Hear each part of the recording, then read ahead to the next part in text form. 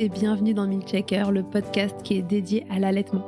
Milkshaker car en 2020, j'ai décidé qu'ici, on allait agiter les idées reçues qui font la vie dure aux mamans allaitantes. Je commence par me présenter, je suis Charlotte Bergerot-Palisco, je suis ostéopathe de formation. J'accompagne entre autres quotidiennement les mères dans leur allaitement en libérant avec mes petites mains les tensions de leur bébé qui ne téteraient pas tout à fait correctement. Je suis également formatrice en ostéopathie pédiatrique et sur le sujet spécifique des troubles de la succion des nourrissons et podcasteuse à mes heures pas si perdues. Enfin, je suis surtout la maman de 2 enfants, l'un allaité 1 année et l'autre est en train de téter au moment où j'enregistre cette intro. Ici, tu écouteras des témoignages autour de l'allaitement, des vécus tous différents mais essentiels à recueillir pour apprendre de l'expérience des autres, pour se repérer, s'identifier parfois, déculpabiliser aussi mais surtout assurer la transmission nécessaire pour normaliser et même banaliser ce qui devrait l'être, nourrir son bébé, bambin, si on le souhaite, comme on le souhaite, et le temps que la dyade, comme on l'appelle, mère-enfant, le désire. Et ce n'est pas tout. Car si l'allaitement était facile, ça se saurait. Le manque de transmission d'informations n'épargnant personne, il me semblait essentiel que ce podcast s'adresse aussi aux professionnels entourant les mères durant cette période. C'est l'intérêt des épisodes experts que vous pourrez écouter régulièrement, que vous soyez parent ou soignant, pour vous orienter face aux difficultés rencontrées. On y traite toutes sortes de problématiques liées de près ou de loin à l'allaitement et plus encore. Un seul objectif ici, informer le plus largement possible. Et pour cela, j'ai besoin de vous. Dès qu'un épisode vous a plu, aidez-moi en le faisant voyager pour qu'il arrive dans chaque oreille qui peut en bénéficier. Via le bouche à oreille, sur les réseaux, ou encore en laissant des étoiles et commentaires sur votre plateforme d'écoute, vous n'imaginez pas à quel point c'est précieux, alors merci d'avance si vous prenez 1 minute pour faire vivre ce projet. Et maintenant, place à l'épisode. Hello! Dans cet épisode, j'ai décidé de vous donner des clés pour vous et vous-même. Allaiter, et ce n'est pas moi qui vous dirai le contraire, est une merveilleuse aventure, mais au sein de cette merveilleuse aventure, on peut avoir besoin ou envie de passer le relais en termes d'alimentation, pour prendre un temps pour soi, pour aller chez la kiné sans bébé qui râle dans le transat à côté, pour aller dîner en amoureux, ou simplement pour souffler, ou que sais-je. Que ce soit votre premier ou votre dernier jour d'allaitement, vous pouvez vous octroyer un temps pour vous, et je vous souhaite de le faire si vous en avez l'envie et la possibilité. Au diable donc les idées qui disent que si on donne un biberon à son bébé, l'allaitement sera foutu. Au diable les injonctions et welcome la souplesse dans l'allaitement pour créer l'aventure qui vous ressemble. Aucune obligation évidemment, mais si vous le souhaitez et vous le pouvez, cet épisode vous donnera des tips et des astuces pour remplacer une tétée, 2 ou plus si affinité, et ce sans mettre à mal votre allaitement. Pour aborder ce sujet sereinement, je suis allée poser toutes mes questions à Carole Hervé, consultante en lactation IBCLC, qui va tout vous expliquer et vous raconter quelques anecdotes comme elle aime le faire. Je précise que la consultante en lactation n'a pas reçu de rémunération par l'éventuel sponsor de cet épisode. Je lui laisse la parole et je vous souhaite une belle écoute. Bonjour Carole, bienvenue dans Milkshaker. Bonjour Charlotte, merci beaucoup pour ton invitation. Merci à toi d'avoir répondu présente. Est-ce que tu veux te présenter Carole pour nous dire qui avec tu es ? avec plaisir. Écoute, avant d'être professionnelle, je suis maman de 3 enfants avec des allaitements qui ont vécu leurs aléas. Je suis pas meilleure que tous et je les allaite plus, figure-toi, puisque la dernière a 17 ans maintenant. Donc, elle a arrêté ? Ouais, je me suis dit quand même que j'allais peut-être arrêter. Donc je suis consultante en lactation IBCLC depuis 2011. Je suis également formatrice, auteure de plusieurs ouvrages. Tiens, tu vois, il y en a un qui sort en septembre. J'écris aussi, je forme des professionnels sur l'allaitement, sur le sommeil. Je fais des consultations en français, en anglais, dans un cabinet à Paris qui est un petit cocon dans lequel je te reçois aujourd'hui. Ouais. Et puis j'ai également la chance de faire le tour du monde avec mes mamans, puisque je fais des téléconsultations tous les jours. Là, tu vois, en ce moment, j'en ai une à Bangkok, j'en ai une à Tahiti, une à Nouméa, Zurich et puis Genève. Donc c'est charmant.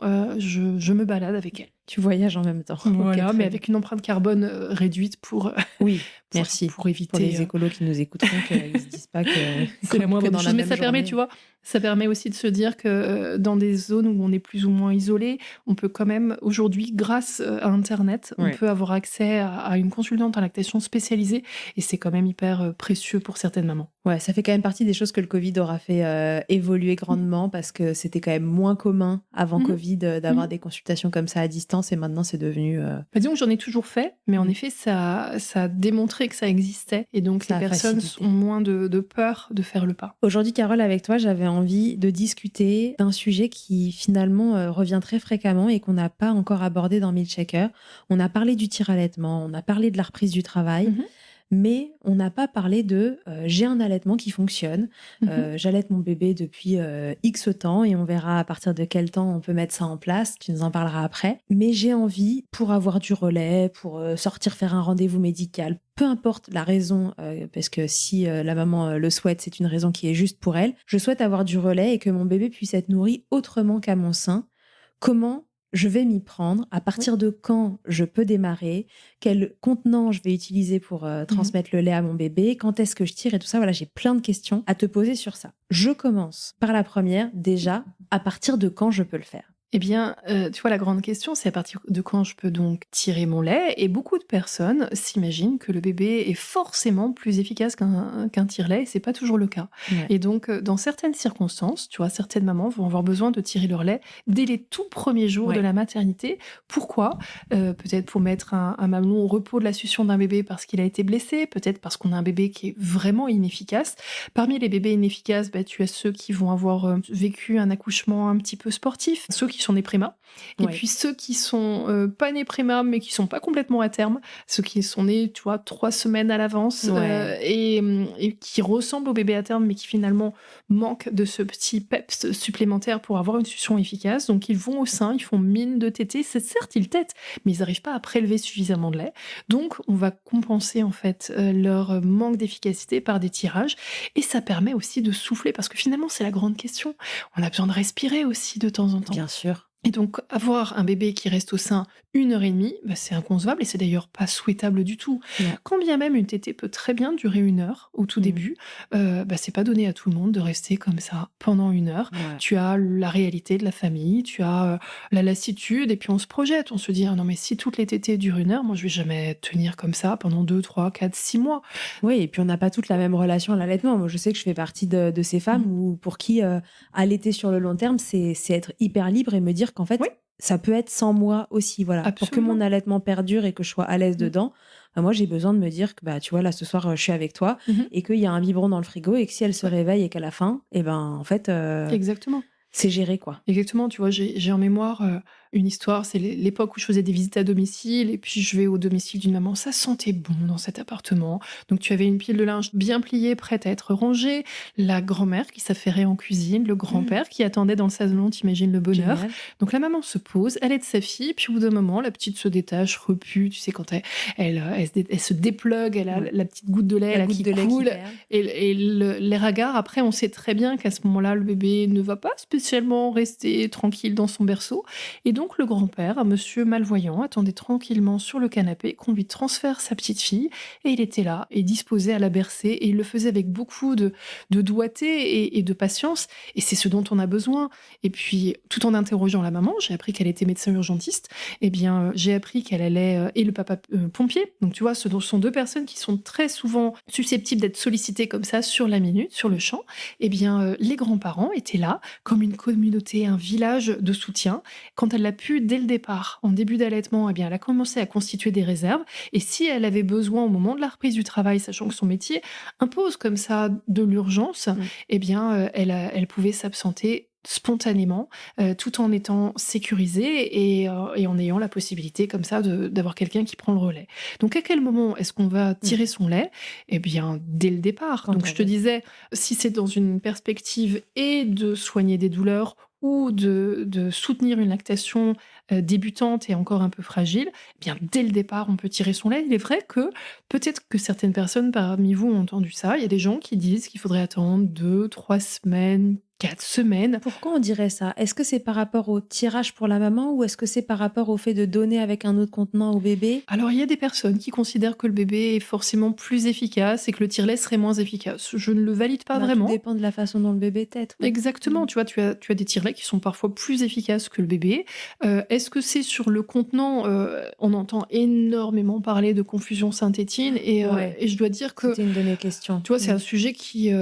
j'y ai cru J'y ai cru moi aussi. J'ai trempé dans la peur de mal faire, de se dire mince, si on expose un bébé, voilà, si on expose un bébé trop tôt à un biberon, est-ce qu'il va perdre l'efficacité de sa succion? Dans la réalité, le bébé qui sait pas bien téter, tu peux lui présenter une seringue, tu peux lui présenter une tasse, tu lui présentes un dalle, et il tète maladroitement, un peu gauchement, et tant pis pour les qualificatifs, mais bon, voilà, on constate que le bébé est pas si doué que ça, et qu'on ait utilisé un biberon ou qu'on ait utilisé une tasse, ce sera pareil. Oui, c'est-à-dire que c'est plus qu'une question de tétine, enfin d'outils, c'est une question de est-ce que c'est vraiment plus simple à un endroit qu'à un autre? Et du coup, est-ce que j'ai pas l'énergie pour ça, quoi? Enfin... Oui, ou je sais pas encore bien faire. Et en fait, de la même manière qu'un enfant va se casser la figure un certain nombre de fois avant de trouver son équilibre et de marcher, eh bien, il y en a qui vont d'entrée de jeu savoir téter comme des champions. Il y en a qui mettront un petit peu plus de temps, et puis on sera là pour être plus attentif et pour les accompagner. Auquel cas, c'est vrai que ça demande du temps, de l'implication, et la maman a le droit de trouver ça dur, d'avoir envie qu'on prenne le relais pour elle. Et à ce moment-là, le tire-lait est tout à fait indiqué. Et le tire-lait, on peut l'utiliser, mais dès les tout premiers jours. Donc je ne vois pas de raison, de justification particulière à attendre un certain laps de temps, et même qui considérerait que on fait courir trop de risques au bébé de ne pas devenir compétent, ou alors on permet au bébé d'être plus efficace que le tire-lait. Tiens, je vais te donner un exemple. C'est une de mes mamans, alors je les appelle toutes mes mamans, qui était venue me voir en prénatal, puisqu'elle a eu un cancer du sein et l'ablation d'un sein. Donc elle savait qu'elle allaitrait avec un seul sein, et il se trouve que sa fille est née, je crois, 4 ou 5 semaines en avance. Donc elle n'est pas restée longtemps en néonate, mais on a vite constaté que la petite n'avait pas une efficacité absolument fulgurante. Donc tu as un sein et un bébé peu efficace. La maman la met au sein, on constate que la minette n'est pas très efficace, et donc je lui propose, contrairement à ce qu'on dit d'habitude, je lui propose de tirer son lait, de lui donner au biberon et de mettre la petite au sein derrière. Le but étant de nourrir, puisque c'est la règle numéro 1 de la consultante en lactation, nourrir le bébé de quelque manière que ce soit, soutenir la lactation et envisager des mises au sein. Et donc on faisait biberon de lait d'abord, tire-lait, et derrière, mise au sein. Et puis très très vite, elle est allée au sein en direct, en premier lieu. Ensuite, on complétait avec des biberons, et puis on avançait. Plusieurs jours passent, et la maman me dit, écoutez, je baisse les bras, c'est trop dur, j'y passe ma vie, et en fait, les tétées sont devenues plus courtes, elle boit pas le lait tiré, et quand je tire mon lait, j'ai quasiment pas de lait. Ou très très peu, en fait, juste après. Au sein. Et la petite buvait au sein. Et à ce moment-là, elle s'est pas rendue compte que sa fille était devenue vraiment efficace. et tu vois, cette peur de... Parce qu'il y avait un seul sein, et elle croyait ne pas pouvoir nourrir sa fille avec un seul sein, eh bien cette peur était encore présente. Et puis je me suis mise accroupie à côté d'elle, on a regardé, on a écouté, et les déglutitions étaient sublimes. Tu vois, tu avais ce rythme de... Une déglutition, un rythme vraiment, des suctions vraiment audibles, une petite qui se détachait du sein, l'air repu, et la maman évidemment tirait dans la foulée. Mais je lui dis, vous savez, elle a prélevé tellement de lait dans les seins, alors ils sont pas vides, mais c'est normal que vous ayez pas grand-chose. Et à ce moment-là, il lui fallait juste le regard, tu vois, de la consultante en lactation pour valider que finalement, c'était OK. Et à ce moment-là, ça l'arrange moins. Parce que c'était quand même bien pratique quand le papa donnait des biberons de temps en temps pour prendre le relais. Donc tu vois. Mais l'un n'empêche pas l'autre. Exactement. Donc elle avait trouvé un équilibre. Et puis on a retravaillé un petit peu ce sujet-là. La minette a été allaitée plus d'1 an. Sachant que la maman, en médecin, elle est professionnelle de santé, a repris le travail assez tôt, avec des gardes de nuit à l'hôpital, et elle a pu poursuivre. Et donc, justement, ça l'a amené, cette expérience, l'a amené à prendre confiance en elle. Elle n'avait pas du tout envisagé de poursuivre l'allaitement au moment de la reprise du travail, puis elle s'est dit, mais finalement, ça marche. Et il suffit que je trouve le bon rythme qui s'adapte à mes besoins, et ça a fonctionné. Donc, dans d'autres cas de figure, tu vas avoir aussi le besoin complètement légitime de souffler, de respirer, de prendre l'air. Alors, on n'est pas dans le cliché d'aller faire du yoga, quand bien même c'est génial, et j'adorerais que toutes les mères puissent s'octroyer 2-3 espaces intimes, rien que pour elles, pour aller faire du yoga, de la méditation, du pilates, boire un verre, se faire poser du vernis à ongles, tu sais, parce que ça prend du temps. Aller chez le coiffeur, se faire masser les cheveux, on a besoin de ça, et c'est pas futile, ce n'est pas égoïste, c'est un moment pour soi. Tu vois, là, ce soir, rentrer à la maison en forme. Exactement. Tu m'as accordé cette souplesse alors que tu es mère de famille, et tu sais que tu peux faire confiance à ton conjoint pour donner ton lait que tu as tiré en avance. Donc, les besoins de ton bébé sont comblés. Tu as une parenthèse pour quelque chose que tu aimes faire, enregistrer des podcasts. C'est un investissement, c'est du temps pour toi, mais j'espère que tu en retires une certaine fierté, un plaisir, exactement. Et donc... C'est mieux qu'un cours de yoga. Écoute, c'est génial. Et de fait, j'ai envie que plusieurs mamans aient cette possibilité. Tiens, je te donne un exemple, parce que j'en ai plein toujours. C'est une maman qui était très borderline vis-à-vis de la dépression, sentait qu'il y avait une anxiété qui commençait à être plus. Et puis son allaitement roulait complètement. Elle avait décidé de prendre une belle parenthèse, de s'octroyer 6 mois de présence constante pour sa fille. Mais au bout de 4-5 mois, elle étouffait. Et elle vient me voir, la tête baissée, mes super copines me proposent de passer 5 jours avec elle, rassemblement de copines, mais je vais pas y aller. Alors c'est pas 5 jours complets, mais le déplacement allait faire 5 jours. Et je lui dis, mais pourquoi donc? Elle me dit, quand même, je peux pas laisser mon bébé. Je dis, oh, si, a priori, on peut y arriver. Et ça se passait en Colombie, donc elle vit à Paris. Donc ça voulait dire prendre l'avion, partir, ne pas pouvoir revenir spontanément s'il y avait le moindre pépin. Et donc, on a calculé ensemble quelle quantité de lait elle avait besoin de laisser, comment elle allait s'adapter. Je me souviens encore des chouettes photos qu'elle m'a envoyées quand elle était dans l'avion. Elle a tiré son lait. Le papa avait été très, très sport. Il avait veillé à garder chaque sachet de lait qu'il avait décongelé, les avait empilés sur le plan de travail pour bien lui montrer qu'il avait été fidèle à ses recommandations. Il lui a envoyé le rapport tous les jours sous la forme de sachets de lait. La petite a été super avec son papa. Lui, il était heureux de prendre le relais. Elle a passé un temps formidable avec les copines. Elle a dit, je le refais. Et elle s'est évité sa dépression du postpartum. Alors, après, la dépression, c'est plus complexe que ça. Mais en tout cas, elle s'est offert cet espace de liberté qui lui a permis de revenir heureuse, plus présente auprès de sa fille, parce que n'ayant pas l'impression de se priver d'une partie de ses besoins à elle, elle avait besoin de ça, tu vois. Et c'est vrai que cet épisode, il va permettre d'amener des infos pour justement pouvoir se dire, OK, l'allaitement, c'est évidemment super. Finalement, préserver l'allaitement, c'est aussi s'octroyer du non-allaitement de temps en temps et avoir cet espace pour se retrouver, prendre du temps pour soi, avec les copines, ça peut être pour partir laisser bébé aux grands-parents, ne serait-ce que pour la journée ou pour la demi-journée, mais se dire que cet espace-là est possible parce que parfois, même si on ne l'utilise pas, savoir que c'est possible, change tout. Absolument. Et tu vois, dans l'histoire de l'humanité, ça a toujours été le cas. Bien sûr. Les mères n'ont pas toujours été... C'est très récent de vivre en famille nucléaire comme ça, sans relais. Oui, et aujourd'hui, ce qui va nous aider, c'est le tire-lait. Mais avant, finalement, quand la maman s'absentait, c'est la cousine, la tante, la sœur qui allaitait le bébé. Et puis le bébé passait de bras en bras et ça permettait d'élever son bébé dans une forme de village de soutien. Et finalement, les mamans pouvaient avoir des espaces de respiration ou même pour travailler assez tôt. Il n'y avait pas de cloisonnement.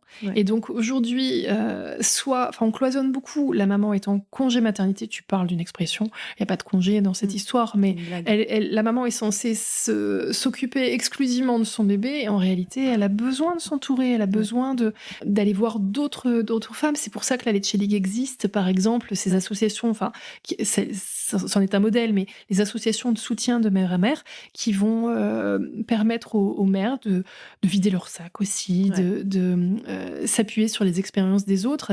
Puis on a aussi le droit d'aller boire un verre. Tiens, je pense, l'un de mes sujets de prédilection aussi, c'est le sommeil du bébé et on a tendance à venir pointer du doigt l'allaitement en considérant que la mère allaitante, elle est forcément plus fatiguée. Bon, la réalité est tout autre, si tu veux, on en refera un podcast à l'occasion, mais sur cette notion de sommeil, tu as des mamans qui vont demander à leur conjoint de prendre le relais sur quelques nuits. C'est très bien aussi. Les mamans qui ont aussi récupéré un peu d'espace pour elles-mêmes sont beaucoup plus disponibles et pas si fatiguées que ça. Et je pense à la maman d'un petit André. Elle était tellement fatiguée on voyait qu'elle avait beaucoup maigri. Elle a le visage, un peu jaune de quelqu'un qui est fatigué. Et puis, ce petit bébé, lui, il était resplendissant. Il avait une pêche incroyable. Mais comme elle était en congé parental, elle ne s'autorisait pas à sortir. Et je lui ai demandé ce qui lui permettait de se recharger ses batteries avant d'être maman. Puis elle me dit, allez à la piscine et boire un verre avec les copines. Je dis, mais vous l'avez fait depuis qu'André est là? Elle me dit, bah non, quand même, je suis en congé parental. Je dis, alors? Elle dit, bah il faudrait prendre une babysitter. Je dis, écoutez, entre faire une dépression et prendre une babysitter, qu'est-ce que vous choisissez? Dans la balance. Allez, hop. Et 15 jours plus tard, je la revois. Alors André se réveillait toujours, hein, comme un bébé. En revanche, elle était allée boire un verre avec les copines. Elle allait 2 fois par semaine à la piscine, ce qui est quand même fatigant. Mais finalement, avoir un moment pour se recharger ses batteries. Tu sais, le bébé recharge ses batteries super bien. Hein. Il lui suffit d'une micro-tétée, allez hop, le tour est joué. Tandis que la maman, elle fonce partout. Elle va s'occuper de sa maison, de son linge, des courses, des papiers, des impôts. Quand est-ce qu'elle respire? J'aimerais, en fait, tout à l'heure, j'ai écrit à une maman, je vous donne l'ordre de prendre 2 heures chaque week-end pour vous, systématiquement. Alors, c'est assez rigolo que j'écrive ça, c'est un peu comme une prescription médicale. C'était un jeu entre nous, c'était pour lui montrer combien j'avais d'affection pour elle. Mais elle me disait, mais quand même, ma belle-sœur me dit que je ne fais rien parce que je suis en congé parental et donc ma médecin devrait être impeccable et je devrais pas me plaindre. Bah si, en fait, elle se rend compte, elle m'a dit un truc qui me bouleverse encore là à l'heure où je te parle. Elle m'a dit, dans la journée, j'ai 2 moments pour respirer. C'est le moment où j'allaite et le moment où j'étends mon linge. Une femme qui te dit le moment où je respire, c'est quand j'étends mon linge. Je dis ok, là il y a un problème. Là on va trouver quelque chose pour vous. Et je lui dis mais peu importe. Alors je lui ai listé aussi parce que tu vois quand t'es crevé, tu n'as même plus d'idées sur ce que tu pourrais mettre en place pour essayer de récupérer un peu d'énergie. Donc je lui ai donné des pistes et le fait de l'écrire. Ça lui a montré que je validais ses sentiments, validais ses besoins. Ça lui permet aussi de le lire à son conjoint. Alors, l'ordre, c'est une blague entre nous. Mais j'aimerais, en fait, qu'on prenne un rendez-vous avec nous-mêmes sur un agenda, même un agenda électronique, qui ait une alerte qui dise « Allez, 3 fois par jour, tu as 5 minutes obligatoires pour prendre 3 profondes respirations et éventuellement boire une boisson qui te plaît chaude, tu vois, pas tiédasse. Déjà, ça fait du bien. Froide. Ou froid si on aime bien, mais correctement. Et puis en respirant un petit peu. Et ensuite, 1 à 2 fois par semaine, un rendez-vous avec soi-même, obligatoire.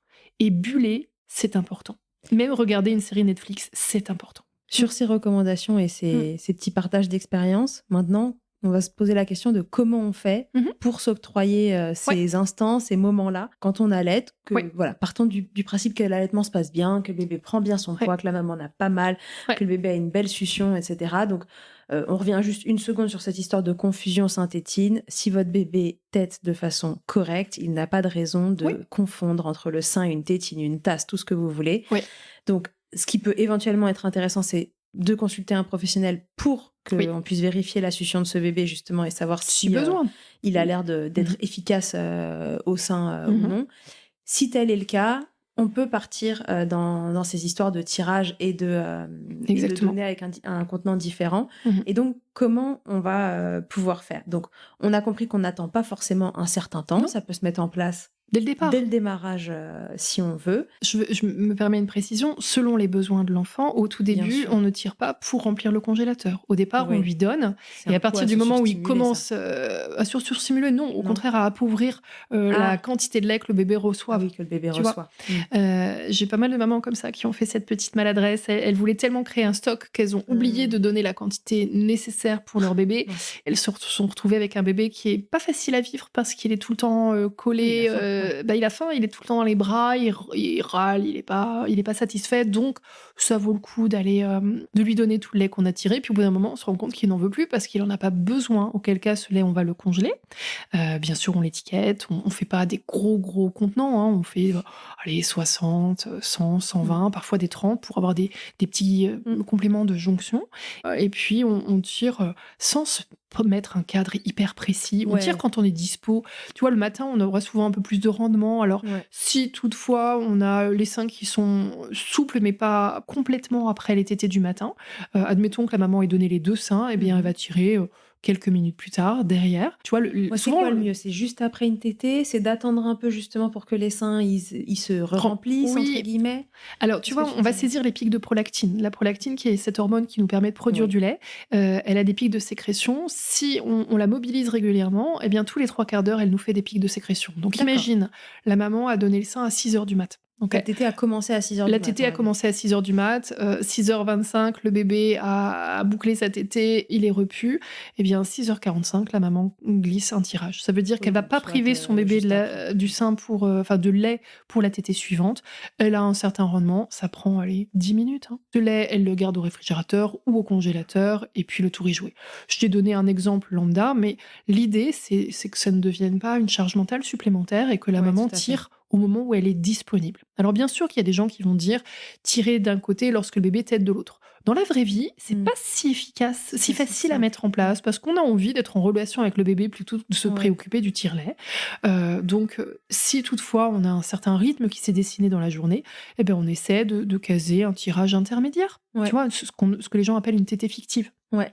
Alors, ce qui peut être déconcertant pour les mamans, enfin déconcertant ou inquiétant pour les mamans au démarrage quand elles essayent de faire ça, c'est que sur un allaitement qui est lancé avec, tu vois, vraiment une lactation qui s'est mise au diapason des besoins du bébé, on peut, dans un premier temps, ne pas tirer grand-chose quand on rajoute justement cette tétée fictive et ça peut inquiéter les mamans de se dire, ah bah en plus je vais tirer et puis le peu que je tire, c'est ce qu'il aura pas à la tétée d'après.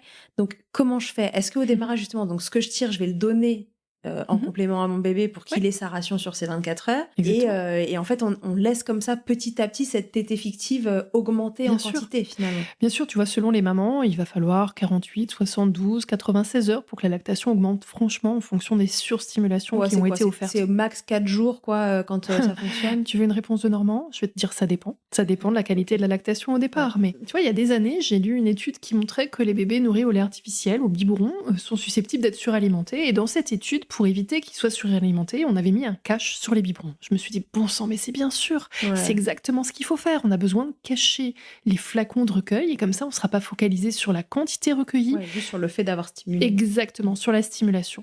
Si on a d'entrée de jeu des belles quantités, bon bah on s'en satisfait et on est contente. Et s'il nous faut 6 tirages pour obtenir 60 ml, il nous faut 6 tirages pour obtenir 60 ml.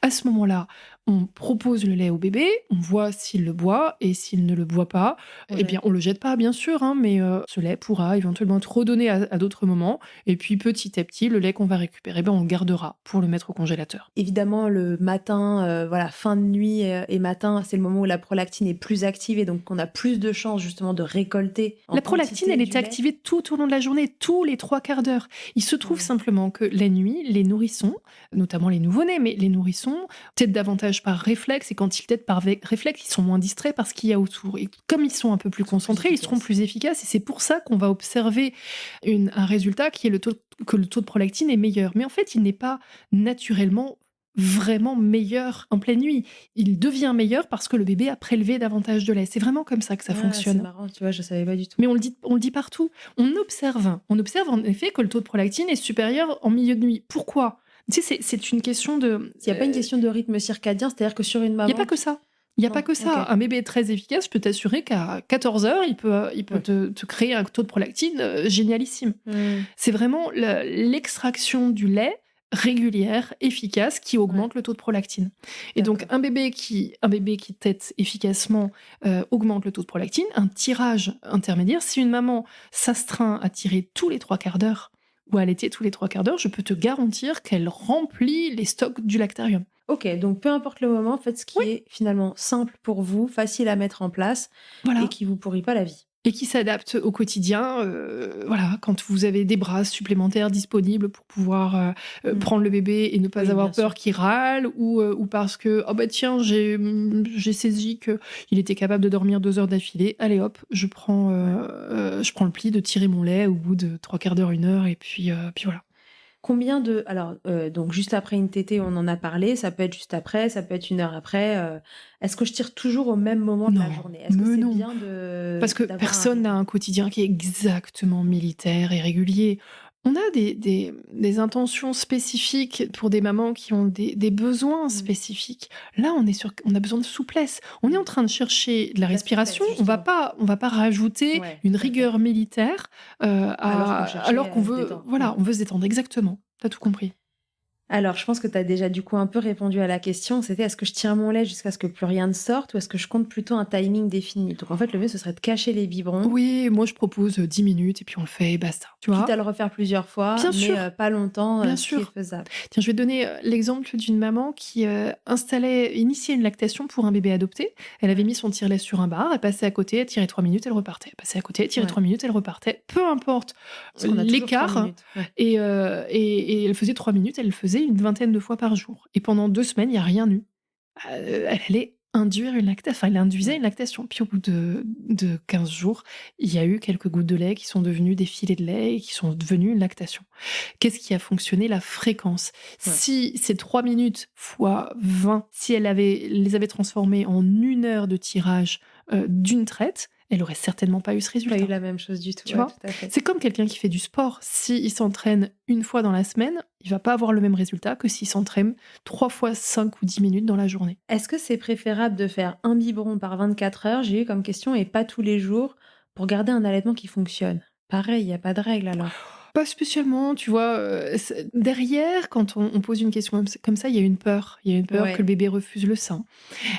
Autre exemple, Ou que la lactation, s'effondre un flanche. peu. C'est-à-dire que Oh si non! jamais j'ai tiré mon lait, par exemple, on est jeudi, je tire mon lait, aujourd'hui et puis je fais des biberons pour le lendemain, Mmh. parce que le lendemain après-midi, je fais je sais pas quoi. Mmh. Est-ce que ce lendemain après-midi-là, il faut quand même que je trouve du temps, pour tirer mon lait, pendant que mon bébé est pas avec moi? Alors, peut-être pour ne pas s'engorger. Oui, c'est ça. Si une maman qui a l'habitude de donner les seins, allègrement, sans restriction, si elle est séparée de son bébé pendant 4 5 heures, il sera pertinent qu'elle tire son lait, sinon elle risque de se retrouver avec les seins engorgés. Ça, Ouais, c'est, logique, mais dans tous les cas de figure. ouais. Maintenant, est-ce qu'il faut s'astreindre à avoir exactement la même régularité? Non. Je pense à une maman qui, adorait, chanter, à la chorale et puis OK. aussi aller danser et le papa, très sympa, lui octroyait ces 3 moments par semaine pour aller, prendre l'air et elle le faisait, ça allait très, très bien, il y avait un superbe équilibre et donc elle tirait son lait quand elle pouvait, 3 fois par semaine, papa donnait les biberons, tout allait bien et puis, à l'adaptation en crèche, le personnel de crèche a dit: «Ah, c'est un bébé allaité, ils sont difficiles, ceux-là, ils prennent pas le biberon». Alors qu'elle prenait des biberons, tu vois? Et donc on projette une espèce de, je sais pas, Ouais, de peur. d'idée, un peu préconçue sur les bébés. Bah, figure-toi que la petite n'a pas pris le biberon à la crèche. Elle le prenait à la maison. Parce que les bébés, ils sont pas sots, si on leur témoigne pas d'affection, si on n'est pas attentif, attentionné vis-à-vis de leurs besoins, Mmh. bah, en fait, ils se braquent et ils ont raison.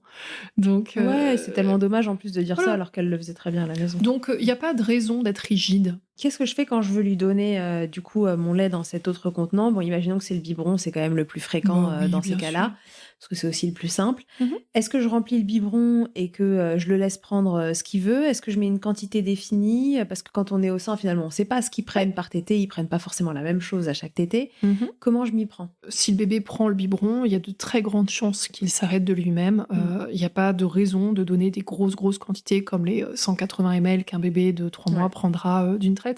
On a quand même quelques paramètres, hein. On sait qu'une maman qui tire son lait entre les tétées, en remplacement des tétées, entre 1 et 6 mois, elle va obtenir entre 90 et 150 millilitres de lait. Mmh. Si elle tire après les tétés, entre 1 et 6 mois, elle va obtenir entre 45 et 75 et donc on peut se baser aussi là-dessus. On se dit: «Bon, bah, je vais laisser 90 Mmh. et jusqu'à 150 et mon bébé va prendre ce qu'il faut». J'ai pas du tout D'accord. envie de rationner les bébés.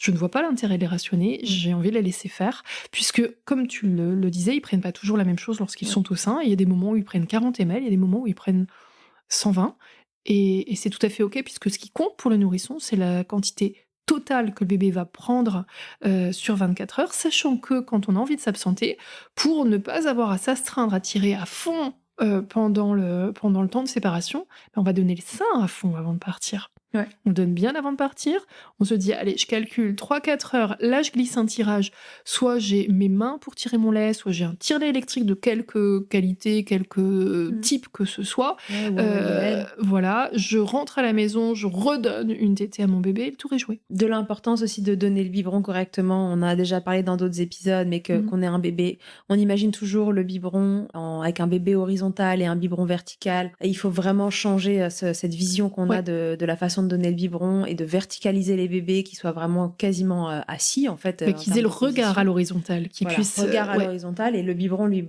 pour le coup, est beaucoup plus horizontale. On n'est pas obligé d'avoir du lait partout autour de la tétine. Il faut juste qu'il y en ait dans le trou au bout de la tétine pour que le lait coule là où le bébé vient le chercher.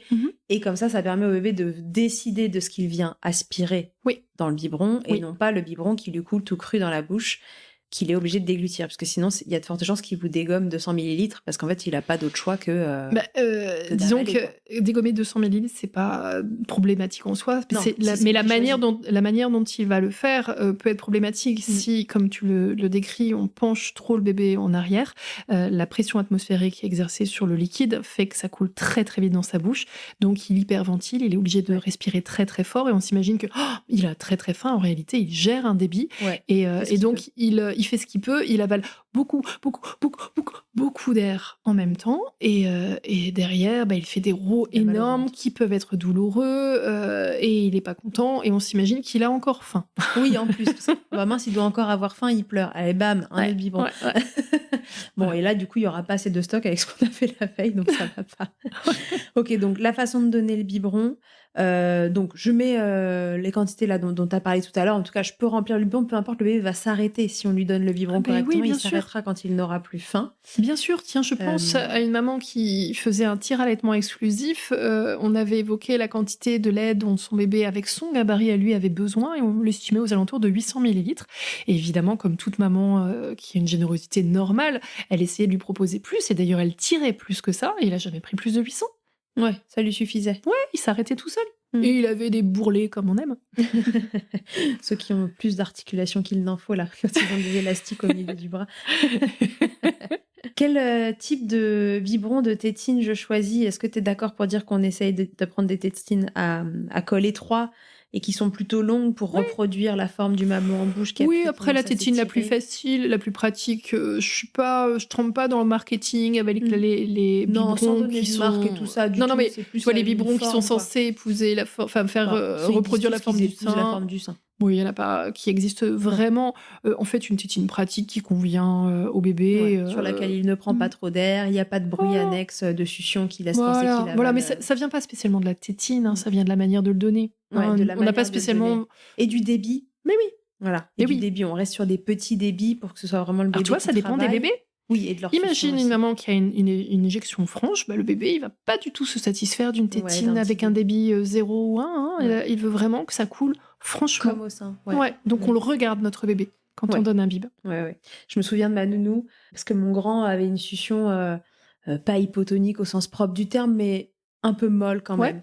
Et au biberon sur les petits débits, au bout d'un moment, il fatiguait. Vraiment. Et puis moi, j'avais une grosse lactation, et donc au biberon, finalement, il mangeait presque moins bien qu'au sein. Et un jour, je suis rentrée du travail, un des premiers jours où j'y retournais, elle me dit « Charlotte, il faut changer la tétine. Il faut changer la tétine. » Non, elle me dit pas « il faut changer la tétine », elle me dit « il a mal aux mâchoires ». Et je dis « de quoi elle parle ?» Je comprenais pas. C'était sa façon de me dire qu'en fait, elle voyait bien qu'il galérait et tout ça. Et j'ai mis un moment à réagir. Je me dis « mais n'importe quoi, il a pas mal aux mâchoires, de quoi elle parle ?» Et il a fallu que j'aille chez des amis 2 semaines après, et j'avais emmené un biberon parce que j'avais pas envie d'allaiter, il y avait trop de monde, etc. J'avais pas envie ce jour-là. Et je m'étais même isolée pour lui donner le biberon parce que je trouvais qu'il le prenait pas bien, en effet. Et en effet, je me suis dit, mais en fait, il galère. Il galère, ce débit, ça lui convient pas du tout. Il fallait augmenter un peu le débit parce qu'en fait, il en pouvait plus. Et j'ai compris ce que m'a dit la nounou 15 jours après. Il me disait, il a mal aux mâchoires. J'étais là, mais n'importe quoi. J'adore. Mais tu vois, ton anecdote, elle est doublement intéressante. Bon, déjà, c'est s'adapter au bébé, le regarder lui-même. Et puis, tu dis aussi que tu es allé chez des amis, tu avais envie que ce soit pratique, efficace. Tu voulais pas allaiter à l'extérieur. Et ça, c'est un des motifs aussi qui peuvent nous amener à tirer notre lait. C'est très, très, très juste. Tous les motifs sont justes tant que ça vous rend la vie et votre allaitement confortable. Complètement. Parce que faire perdurer l'allaitement, c'est le faire perdurer dans des conditions qui conviennent et que ce soit pas une contrainte absolue. Alors, il faut être clair, il y a une richesse du quotidien, c'est quand même assez exigeant, c'est normal, mais on a envie que la balance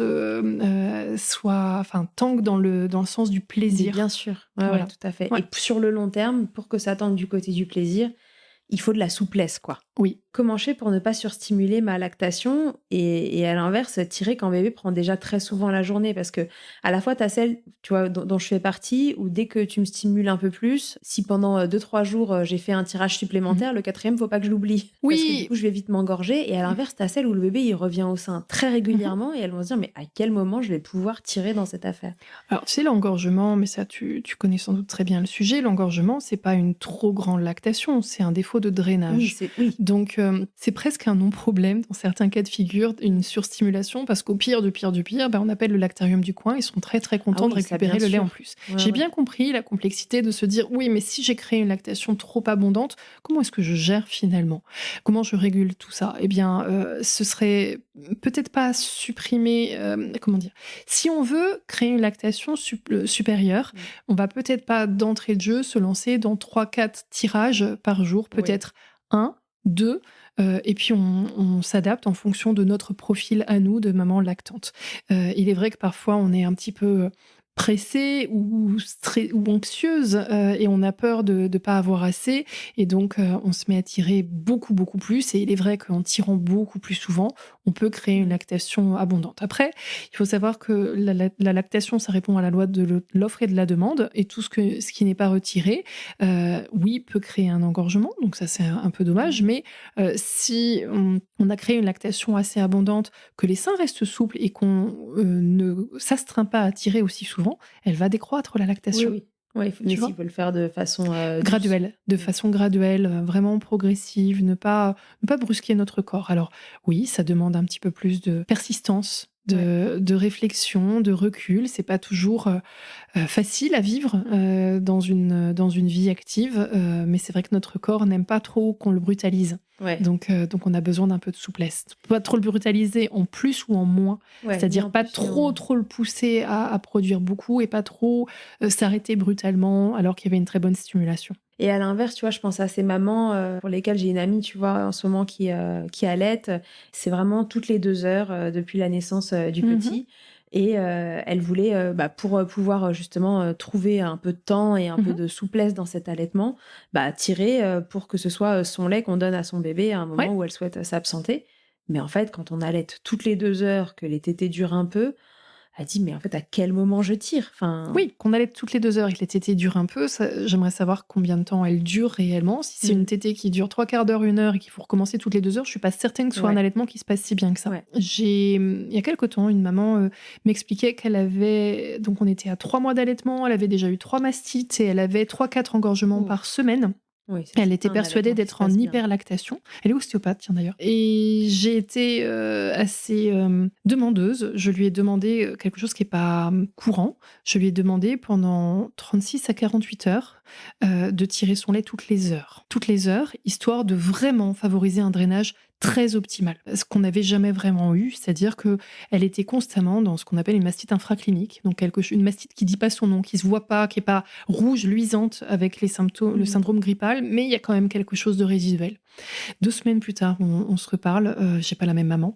Elle est radieuse, elle me dit mon bébé ne s'étouffe plus au sein, j'ai les seins souples, tout va bien, mon bébé a des tétées beaucoup plus efficaces. Et en fait, il lui fallait un programme vraiment sur mesure pour réagir dans son contexte à elle. Et on aurait pu croire, étant donné qu'elle avait eu des mastites et des engorgements, on aurait pu croire qu'en drainant ses seins, donc dans l'esprit des gens en surstimulant, eh bien en drainant ses seins, ça aurait pu créer une exagération de sa lactation et au contraire, ça fluidifiait le tout. Donc ça vaut le coup réellement, à certains moments, de refaire le point avec quelqu'un qui sait analyser précisément la situation et ne pas s'appuyer sur les on-dit qu'on a un petit peu partout ou qui sont passés peut-être avec un premier enfant. Tu vois, une histoire avec un premier enfant n'est pas toujours reproductible avec le suivant. Donc ça vaut le coup d'aller regarder tout ça. On parle beaucoup de surstimulation, on a souvent peur de l'hyperlactation et je dois te dire que j'en vois pas si souvent que ça, des vraies hyperlactations. Parce que quand tu mets le préfixe hyper, tu laisses entendre qu'il y a quelque chose de too much, d'extravagant, d'excessif et problématique. Et en réalité, tu vois, dans J'accompagne un bon millier de mamans dans l'année. Quand je fais le point à la fin de l'année, c'est assez extravagant, mais bon, en l'occurrence, c'est ce que je fais. L'année dernière, j'ai dû avoir 2 mamans qui avaient une vraie hyperlactation et je n'ai même pas eu besoin de faire baisser leur lactation à elles. Je reste assez prudente. Quand on fait hyperstimulation égale forcément engorgement égale forcément hyperlactation, c'est pas toujours le cas. Donc, on refait du cas par cas. Très bien. Oui, donc et à l'inverse, celle qui allait toutes les 2 heures et on fait le point quand même de la situation pour être sûr qu'il n'y ait pas une problématique derrière à régler pour pas faire de bêtises. Ok. Est-ce que je peux mettre chaque tirage de la journée dans le même biberon dans le frigo? Très très très bonne question. Tout le lait récupéré au cours d'une même journée peut être mélangé. En revanche, on ne mélangera pas celui du lundi et du jeudi, tout simplement parce que c'est le plus vieux qui doit être consommé en premier. Si on a mélangé les deux et que le bébé n'a pas fini de le consommer, il faudra le jeter quand même. Oui, d'accord, mais c'est pour ça. Mais sinon, mélanger 2 laits en soi, s'il le finit, c'est pas très grave. Absolument. Si tu as du lait décongelé de 2 dates différentes, c'est complètement OK. Oui, voilà. Ouais, c'est pas une histoire si de... tu connais l'appétit de ton bébé. Il n'y a pas de réaction réaction chimique qui se passe. Non. Entre puis, les laits de 2 journées. Tu vois, tiens, c'est une notion intéressante. On dit beaucoup que le lait évolue avec le temps, et c'est vrai, ça évolue pendant les 15 premiers jours. Et donc, si on a tiré son lait alors que le bébé avait 15 jours, qu'on le donne au bébé qui a 3 mois, le lait est tout à fait adapté à ses besoins à lui. Ce qui n'est pas le cas pour le lait de, je sais pas, moins de 15 jours. De 4 jours, oui, on est sur du lait dit de transition. Il restera toujours parfait pour le bébé, mais il n'a pas un besoin de protéines aussi important à 3 mois qu'il ne l'a à 4 jours. Ouais. Bon, dans l'absolu, on s'en fiche un peu. Hein. Oui, c'est surtout qu'on n'en a pas 10 000 des biberons de 4 jours. Donc... Non, mais c'est vrai, mais comme tu vois, comme on voit du lait deuxième âge sur les boîtes de lait en poudre, on s'imagine que notre lait, il est daté et qu'à telle date, il correspond aux besoins de mon bébé, mais si mon bébé a grandi, le lait n'est plus n'est plus adapté. Et finalement, quand on se dit ça, on se dit, mince, j'ai peut-être pas le bon lait, donc il faut que j'achète du lait infantile. C'est dommage. Est-ce que je continue de donner à la demande avec le biberon? Mais évidemment. Pardon, tu vois, c'est le cri du cœur. Mais oui, complètement. Il n'y a aucune restriction à observer. Le bébé, de toute façon, se régule sur 24 heures. On regarde son bébé. Est-ce qu'il a l'air d'avoir faim? Est-ce qu'il s'est arrêté? Est-ce qu'il est repu, pas repu? Et on fait exactement comme au sein. Et on lui propose le biberon de façon à ce que ce soit lui qui vienne tracter le lait et pas le lait qui lui coule tout cru dans la bouche. Après, on a besoin d'être un peu prudent. Il y a des bébés farceurs. Il y en a qui sont très, très sages et qui réclament pas plus que ça. Oui, on fait fonction de son bébé. En effet, voilà. De toute façon, la base, c'est vraiment d'observer vos enfants parce qu'ils racontent tellement de choses que voilà. Tu vois, après, ma question, c'était sur la confusion synthétine, mais on y a déjà répondu tout à l'heure. Hein, donc, la question, c'est vraiment, est-ce que ce bébé tète correctement? Est-ce qu'il y a une difficulté qui se cache derrière? Et s'il y a quelque chose qui merdouille, on va dire, une fois que vous avez commencé à donner dans un autre contenant, il sera toujours temps de consulter. Et c'est pas grave, quoi. Enfin, c'est pas irrémédiable. C'est pas irrémédiable. Voilà. Ça, c'est autant important de le comprendre. On n'a pas envie de se précipiter. C'est d'ailleurs l'OMS qui nous avait dit ça dans les 10 conditions pour le succès de l'allaitement de 1989, je crois. L'OMS avait dit qu'on n'a pas envie d'exposer le bébé au biberon pendant le séjour à la maternité. Mais on parle bien du séjour à la maternité. Donc, par la suite, on peut aussi naviguer de l'un à l'autre avec de la souplesse et pas camper sur des peurs, pas se priver d'une possibilité de liberté simplement parce que notre voisine nous dit « moi j'ai donné un biberon et mon allaitement s'est arrêté ». On ne connaît pas son histoire. On ne connaît pas l'histoire, exactement. Voilà. Et puis ça, c'est juste j'appelle ça des histoires de chasse en fait. C'est un cas et c'est pas, ça fait pas majorité, ça fait pas, on peut pas en faire une généralité. Exactement. Et surtout, encore une fois, préserver l'allaitement, en tout cas à mon sens, c'est vraiment le rendre fluide pour toutes les mamans, quel que soit leur projet, pour ce couple maman-bébé. Et on n'a pas le même allaitement pour la même maman, pour 2 enfants différents.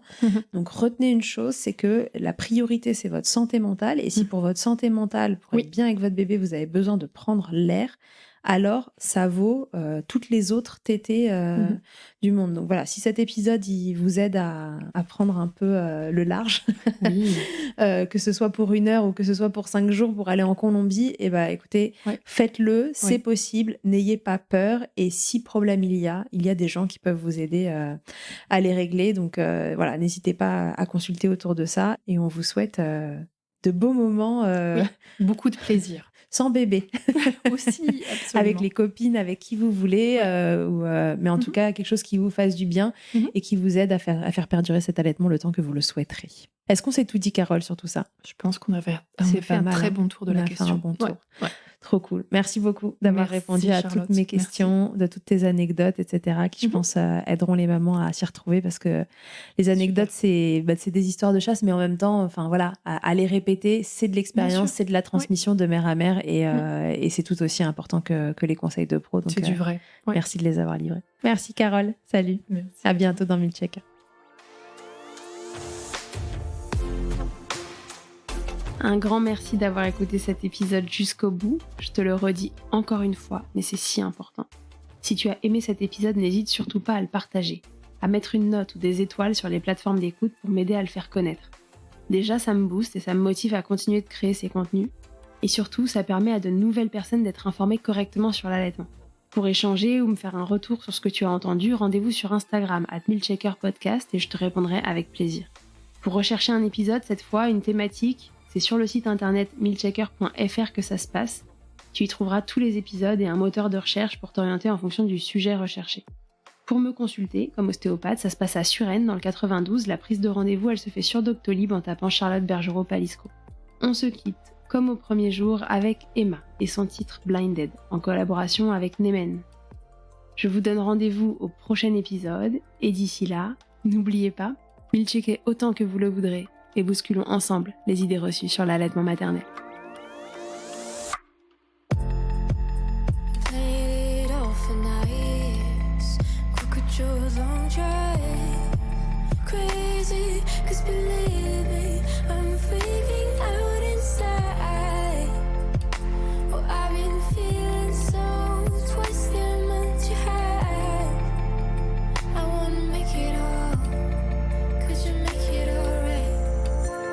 I've been living inside my mind 24/7.